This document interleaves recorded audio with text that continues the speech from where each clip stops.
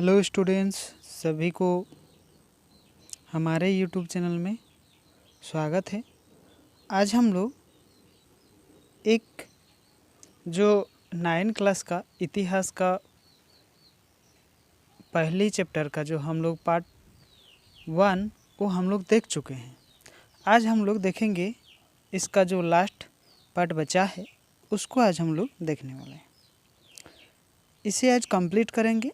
थोड़ा सा वीडियो लंबा हो सकता है, लेकिन आप लोग कहीं मत जाइए, इसको लास्ट तक देखिए। तो हम लोग अभी इसको पूरा देखेंगे। तो आज का जो विषय है, ये पहली जो ये पॉइंट्स आया है, ये पॉइंट से देखिए। ये पॉइंट से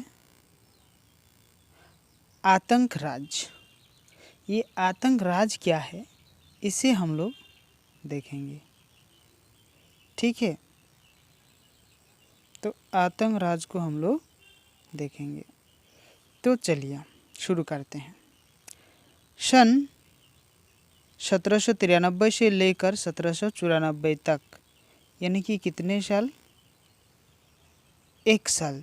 1793 से लेकर 1794 तक के बीच काल को आतंक युग कहा जाता है। जब हम लोग इसको देखेंगे तो इसको हम लोग आतंक युग कहेंगे। कितने? इस 1 साल को। ठीक है, यानी 93 से लेकर 94 तक को हम लोग आतंक युग कहेंगे। ठीक है। रोबेस्पियर ने नियंत्रण एवं दंड की कठोर नीति अपनाई। इसने क्या किया? एक कठोर नियम और दंड जिसको कहा जाता है, ये वाला नीति जो है अपनाई। गणतंत्र के सभी शत्रुओं को, जिसने कुलीन एवं पादरी और राजनीतिक दलों के सदस्य उसकी कार्यशैली से असहमति रखने वाले उसके पार्टी सदस्य भी शामिल थे। कितने कितने देखो, शत्रु थे कुलीन वर्ग, पादरी और राजनीतिक दल। ये सारा जो उसके देश में थे, ये सब उसके शत्रु जैसे लोग काम करते थे। उन सभी को गिरफ्तार कर ले जाकर कहाँ डाल दिया? उसको जेल में जाकर डाल दिया। और एक क्रांतिकारी न्यायालय द्वारा यह मुकदमे चलाए गए, और एक क्रांतिकारी के द्वारा ये मुकदमे जो है इसको चलाया गया। अगर न्यायालय किसी को दोषी पाता तो गिलोटिन पर चढ़ाकर उसका सिर कलम कर दिया जाता। यानी कि जिसको गिलोटिन पर चढ़ाकर, यानी कि वहाँ जो जिसको दोषी पाता तो उसका सजा देने का एक तरीका होता था। इस तरीक़ों से वहाँ एक जगह था जहाँ पर उसको चढ़ाकर उसको इस तरह का शास्ति जो है देता था वो लोग। गिलोटिन 2 खंभों के बीच लटकते आरे वाली एक मशीन थी। आरे वाली एक मशीन, हम लोग उसको क्या कह सकते हैं? फांसी का फंदा। जिस तरह से 2 खंभा 2 साइड में रहता है, इस तरह से रहता है। यहाँ एक ठो आरे वाले एक ठो ये रहता है, और इधर से इस तरह से हम लोग उसको क्या करते हैं? लटकाते हैं। तो उसके बाद वो क्या होता है? नीचे जो है वो चला जाता है। तो इस तरह से वहाँ जो दोषी होता था उसको ये कार्य उसको कर दिया जाता था। ठीक है, देखो उसके बाद क्या है, अलग कर दिया जाता था। इस मशीन का यह नाम उसके आविष्कार डॉक्टर गिलोटिन के नाम पर रखा गया, और यह डॉक्टर गिलोटिन ने आविष्कार किया था तो उसी के नाम पर ये रखा गया था। रोबेस्पियर सरकार ने कानून द्वारा मजदूरी एवं कीमतों को अधिक सीमा निर्धारित कर दी, और पावरोटी एवं गोश्त की मशीन जो उसका राशनिंग कर दी और किसानों को अपना अनाज शहरों में ले जाकर सरकार द्वारा निर्धारित कीमतों पर बेचने के लिए मजबूर किया गया। मतलब एकदम आप लोग वहाँ ये चीज़ नहीं बेचेंगे तो आप लोग को इस तरह का हम लोग सजा देंगे, इस तरह का मतलब डरा धमका कर ये चीज़ जो है उस ज़माने में उन लोगों को करते थे। महंगे फंदे आटे का उपभोग करने पर रोक लगा दी। जो महंगे यानी कि बहुत ज़्यादा दाम उसमें लगता था, इस तरह का जो ये है उसमें भी बहुत ही लगता था। और देखिए जब उसमें बनी तो उसमें समानता का प्रतीक समझी जाने वाली जो समता रोटी खानी पड़ती थी, तो समता रोटी वहाँ खानी पड़ती थी सभी को। देखिए उसके बाद हम लोग देखेंगे बोलचाल और संबोधन में भी बराबरी आचार व्यवहार लागू करने का प्रयास किया गया। सभी को एक जैसे भाषा बोलना होगा, मतलब इस तरह से ये चीज़ सारी करनी थी। अब सभी फ्रांसीसी पुरुषों द्वारा महिलाओं की परंपरागत मानस्यूर यानी कि महाशय जिसको हम लोग कहेंगे, तथा दामाद यानी कि महोदया कहेंगे जिसको हम लोग कहते हैं, सम्मान देते हैं, उसी को इस चीज़ महाशय और महाशया रूप से हम लोग कहते हैं। महोदया के स्थान पर सितोयेन यानी कि नागरिक तथा सितोयेन यानी कि नागरिक, इससे हम लोग पुरुष को कहते हैं और ये महिलाओं को कहते हैं। ठीक है, तो इस तरह से काम करते थे। नाम से संबोधित किया जाने लगा। चर्च बंद कर दिए गए और चर्च जो है इसको क्या कर दिया, बंद कर दिया और उसके भावनाओं को बैरक या सरकारी दफ्तर बना दिया गया और उसका जो दफ्तर था इसको सरकारी रूप से वहाँ क्या कर दिया गया, बना दिया गया। ठीक है, अभी देखिए रोबेस्पियर ने अपनी नीतियों को लागू करने में इतनी कठोरता दिखाई कि उसे समर्थन भी त्राही त्राही करने लगी और अंततः जुलाई 1794 में न्यायालय ने उसे दोषी मानते हुए अगले ही दिन गिलोटिन पर चढ़ा दी, यानी कि फांसी उसको दे दी गई। हम आप लोगों को चित्र बना के दिखाएं, इस तरह से रहता है यहाँ पे, फिर यहाँ रस्सी रहता है और इसको इस तरह से झुला दिया जाता है। ठीक है, इस तरह से इसको झुला, यहाँ से मतलब एक रस्सी रहता है, यहाँ काला पट्टी बांध कर उसको झुला दिया, तो इस तरह से ये होता है। ठीक है, आगे हम लोग देखेंगे। अभी हम लोग देखिए जो चीज़ देखने वाले हैं ये क्या है, दास प्रथा का उन्मूलन। दास प्रथा का उन्मूलन का अर्थ होता है खत्म करना, और दास प्रथा मतलब जैसे बहुत ही कम दाम पर लोगों को कार्य करवाना, इस तरह का, मतलब कोई नहीं उसका घर था, नहीं कुछ था, नहीं अपना ज़मीन था, अपना बोल के कुछ नहीं था उस समय। ठीक है, इसी लोग को दास लोग कहेंगे। तो इसका उन्मूलन कैसे हुआ ये हम लोग अच्छे से जानेंगे। ठीक है, चलिए शुरू करते हैं। फ्रांसीसी उपनिवेशों में दास प्रथा का अंत जैकोबिन शासन के सर्वाधिक महत्वपूर्ण सामाजिक सुधारों में से एक था। यह जैकोबिन का जो शासन था इसका सर्वाधिक मतलब ये शासन में ये चीज़ सबसे अहम चीज़ रहा है।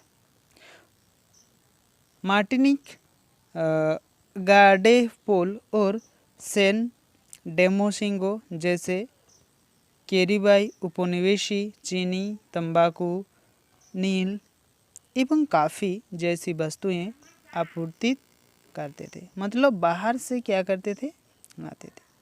अपरिचित एवं दूर के देशों जाने और काम करने के प्रति यूरोपियों की अनिच्छा का मतलब बागानों में श्रम की कमी से था। अनिच्छा का मतलब जो इच्छा नहीं होती है वही चीज़ श्रम से था। अभी देखिए, यूरोप, अफ्रीका, अमेरिका के बीच त्रिकोणीय दास व्यापार शुरू हुआ।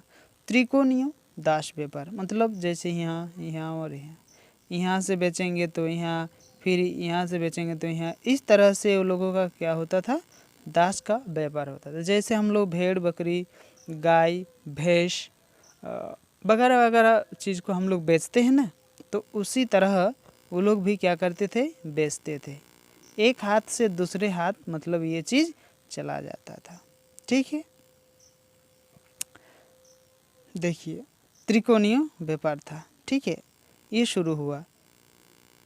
इस कमी को पूरा कर लिया गया। दास व्यापार की शुरुआत 17वीं शताब्दी में हुई। 17वीं शताब्दी में ये होना शुरू हुआ। ठीक है, फ्रांसीसी व्यापारी मर्दों या जानते बंदरगाह से अमेरिकी तटों पर जहाज से ले जाते थे। मतलब ये किससे ले जाते थे, अमेरिकी तटों से, मतलब समुद्र के जो किनारा होती है वहीं से क्या करता है, जहाज से लोग उसको ले जाते थे। ठीक है, दासों को पहचानने के लिए उन्हें दागा जाता और हथकड़ियाँ डालकर अटलांटिक महासागर, हथकंडिया मतलब हाथ को, जैसे मान लीजिए ये हाथ हो गया आपका, तो इस तरह से उसको दोनों हाथ को फंसा देते थे और बांध देते थे। इस हाथ को बांध देते थे और ले जाते थे, जो कि वो लोग कहीं से भागे ना, इसीलिए इस तरह का करते थे। जहाँ पर वे स्थानीय सरदारों से दास खरीदते थे।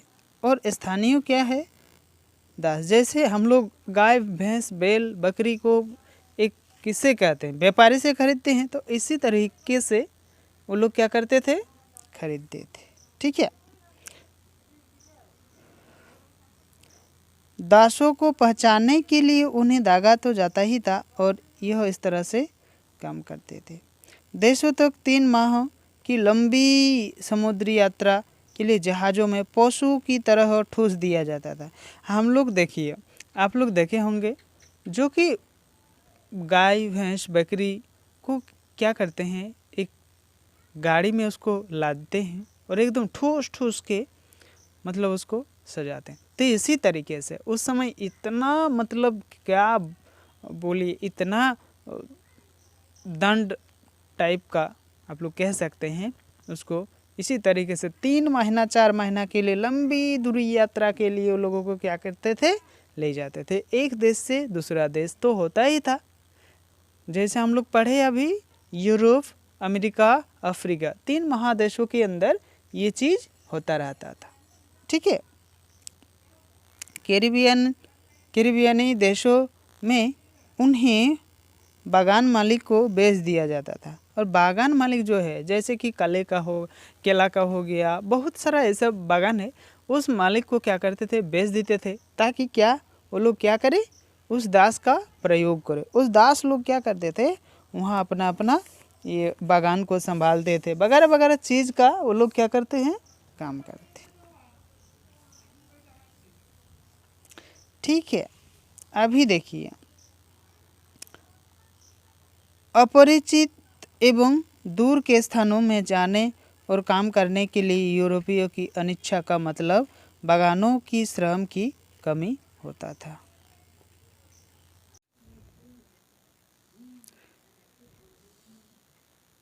संभवतः थी। और यह हम लोग देखेंगे, बोर्दे और नान्ते जैसे बंदरगाहों बढ़ते थे और दास व्यापार के कारण समृद्ध नगर बन गए थे। यहाँ पर क्या होता था, जैसे हम लोग समुद्र के किनारे कुछ का व्यापार करते हैं, तो उस तरह का ये बंदरगाह जो है, ये दास के लिए मशहूर व्यापार का बंदरगाह बना था। अब हम लोग आएंगे 18वीं सदी तक फ्रांस में दास प्रथा की ज़्यादा निंदा नहीं की थी। यानी कि 18वीं सदी में हम लोग अगर देखेंगे तो दास प्रथा का उतना ज़्यादा वो लोग क्या नहीं किए, निंदा नहीं किए, मतलब वो अच्छा ही मानते थे। नेशनल असेंबली में इस बात पर लंबी बहस चली। लंबी बहस का मतलब होता है कि इसको लेकर यानी कि बातचीत होता रहता था कि ये कुछ का कहना था कि ये अच्छा है, कुछ कहते थे कि नहीं ये अच्छा नहीं है। इस तरह से भला बुरा ये कुछ ऐसे भी सोचने वाले थे कि नहीं हम सभी मनुष्य जाति के लोग हैं, तो कुछ के ऊपर इतना सारा दिक्कतें हम लोग कैसे कर सकते हैं। तो इस तरह से उसका जो है बहस चलती रही कि उपनिवेशों में रहने वाली प्रजा सहित समस्त फ्रांसीसी प्रजा को सम व्यक्ति के मूलभूत आधार दिए जाए या नहीं। समस्त फ्रांसीसी के क्या करता था, प्रजा को अधिकार यानी कि सब कुछ खाना पीना सब कुछ करने का अधिकार देना चाहिए।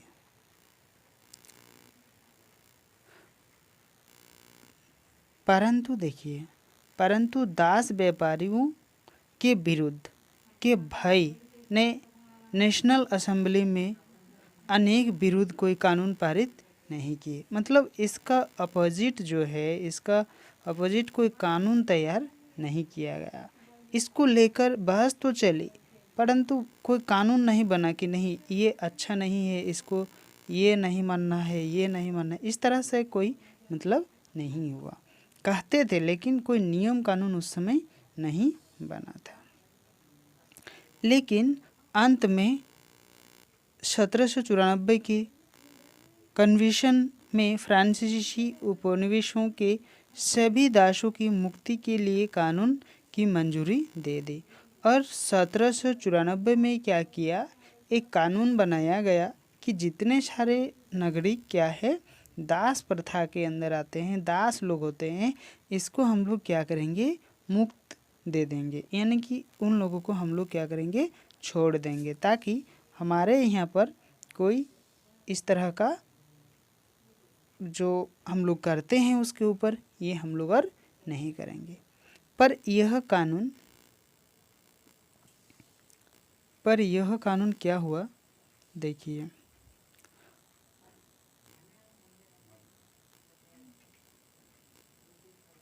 पर यह कानून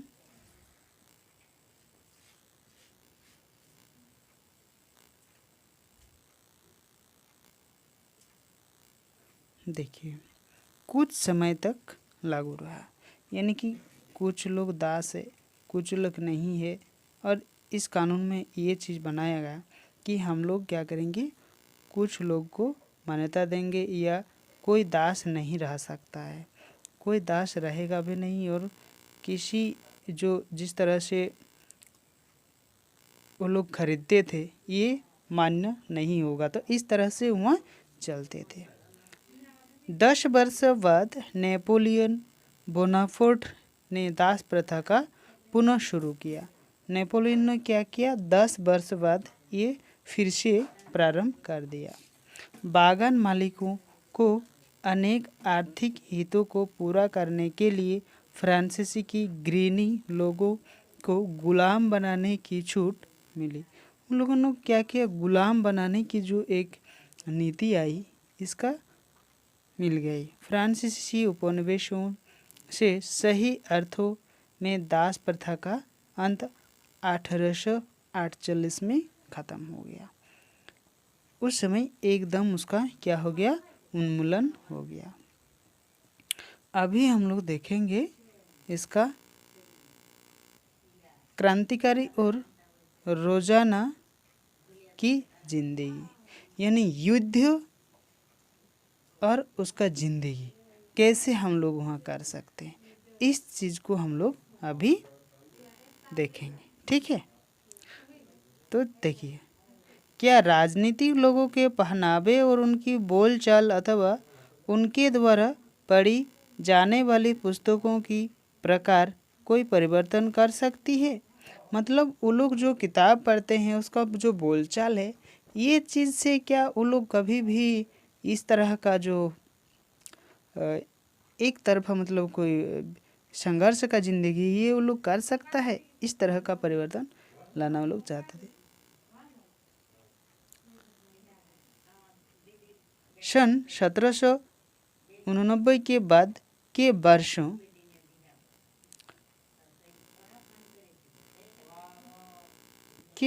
में क्या हुआ देखिए, के वर्षों में फ्रांस के पुरुषों, महिलाओं और बच्चे के जीवन ऐसे अनेक बदलाव उन लोगों के सामने हुआ। क्रांतिकारी सरकारों ने कानूनों द्वारा स्वतंत्रता एवं समानता के आदर्शों को लोगों के दैनिक जीवन में उतारने की कोशिश की गई। यानी कि दैनिक जीवन का मतलब होता है जैसे हम लोग करते हैं, हर रोज़ कुछ काम करते हैं, कुछ नहीं करते, मतलब इस तरह से जो हम लोग चलते हैं वही चीज़ को दैनिक जीवन कहते हैं। वास्तिल के किले के विध्वंस के बाद सन 1789 की गर्मियों में जो सबसे महत्वपूर्ण कानून किया गया वो था सेंसरशिप समाप्ति। प्राचीन राजतंत्र में किताब, अखबार, नाटक जैसी लिखित सामग्री और सांस्कृतिक गतिविधियों को राजा के सेंसर अधिकारियों द्वारा पारित की जाने वाली ही कोशिश या समुचित की जा सकती थी, और इसको हम लोग अभी देखेंगे। पारित की जा सकती थी। देखिए उसके बाद की जा सकती थी, परंतु अब अधिकारियों की घोषणा पत्र ने और अभिव्यक्ति की स्वतंत्रता नैसर्गिक अधिकार का रूप दे दिया और परिणाम स्वरूप फ्रांस के शहरों में पर्चों, अखबारों, पुस्तकों एवं छपी हुई तस्वीरों की एक बाढ़ सी आ गई। मतलब इस चीज़ को स्वतंत्रता का जो अभिव्यक्ति मिला तो ये एक पूरा दुनिया भर में ये चीज़ एकदम सा फैला गया, जहाँ से वे तेज़ी से गांव तक पहुँची। उसके फ्रांस की विभिन्न घटनाओं एवं परिवर्तनों का ब्यौरा और इन टिप्पणियों की होती थी। प्रेस की स्वतंत्रता अंतर्गत अब किसी की घटना परस्पर विरोधी विचार भी व्यक्त किए जा सकते हैं। मतलब प्रेस को स्वतंत्रता देनी चाहिए ताकि वो जो अपना विचार है वो सभी के सामने व्यक्त कर सके। इस घटना परस्पर विरोधी के विचार व्यक्त किया जा सके और प्रिंट के द्वारा एक पक्ष ने दूसरे पक्ष को अपने दृष्टि से सहमत कराने का प्रयास किया गया, और इस प्रिंट के माध्यम से, छापने के माध्यम से एक तरफ से दूसरे तरफ का जो है उसको अच्छे से सहमत कराने का एक कार्य किया। संगीत, नाटक, उत्सवी जुलूस को देखने के लिए असंख्य लोग लगे हुए थे। ठीक है,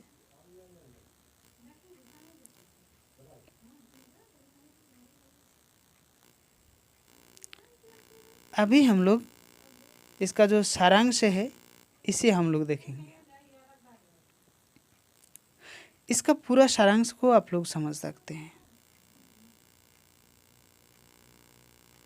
ठीक है, इसे हम लोग समझ सकते हैं। अभी नेपोलियन बोनापार्ट ने 1804 ईस्वी में स्वयं को फ्रांसीसी का शासक घोषित कर दिया और उन्हें पड़ोस के यूरोपीय देशों को जीतने के लिए विजय यात्रा शुरू की। पुराने राजवंशों को समाप्त कर दिए साम्राज्य को स्थापित किया। पुराने जो राजवंश से उसको ख़त्म किया और अपना राजवंश को आगे बढ़ाया। ठीक है, अभी देखिए, और उसका शासन की बागडोर अपने खानदान के लोगों के हाथों में सौंप दी और उसका जो शासन था अपने खानदान के लोगों के ऊपर ये सौंप दिया और यह निजी दिया और निजी संपत्ति की सुरक्षा के लिए अनेक कानून बनाए गए और अपना संपत्ति का सुरक्षा के लिए वो लोग क्या किया, एक कानून जो है ये बनाया। सारे देश में दशमलव पद्धति का अधिकार नाम पोल की एक समान प्रणाली चलाई गई। आरंभ में अनेक लोगों को नेपोलियन मुक्तिदाता लगता था कि वे उससे जनता को स्वतंत्रता दिलाने की उम्मीद करते थे, लेकिन जल्दी ही उसकी सेनाओं को लोग हमलावर समझते थे। आखिरकार 1815 में वाटरलू के युद्ध में उसकी पराजय हुई और एक युद्ध हुआ उसमें उसका पराजय हो गया। यूरोप के शेष भागों में मुक्ति और आधुनिक कानूनों को फैलाने वाले अनेक क्रांतिकारी विचारों का प्रभाव उसकी मृत्यु में काफ़ी दिनों के बाद दिखाई दिया। फ्रांसीसी क्रांति के सबसे महत्वपूर्ण विरासत स्वतंत्रता और जनवादी अधिकार का विचार था। 19वीं सदी के ये विचार फ्रांस से निकलकर शेष यूरोप में फैल गई और इसके कारण ही वहाँ प्रचलित सामंती व्यवस्था समाप्त हो गई और धीरे धीरे इसका जो व्यवस्था था ये खत्म होते गया। औपनिवेशिक देश ने संप्रभु राष्ट्र राज्य की स्थापना के अनेक आंदोलनों को दास्ता उन्मूलन विचार को नए रूप में परिभाषित किया और टीपू सुल्तान और राजा राम मोहन राय क्रांतिकारी फ्रांस में उन्मूलन विचारों को प्रस्तावित होने वाले दो ठोस उदाहरण दिए। तो यही था इसका सारांश। तो आज के लिए बस इतना ही। जो इस चैनल से नए स्टूडेंट है वो इस चैनल को सब्सक्राइब करें ताकि आने वाले जितना सारे वीडियो अपलोड होगा उसका नोटिफिकेशन आप लोगों को मिलता रहेगा। तो आज के लिए बस इतना ही। अगले दिन हम लोग, कल संडे है, कल तो नहीं होगा, मंडे को इसका जो दूसरा पार्ट है उसको लेके आएंगे। कल हम लोग रसगुल्ला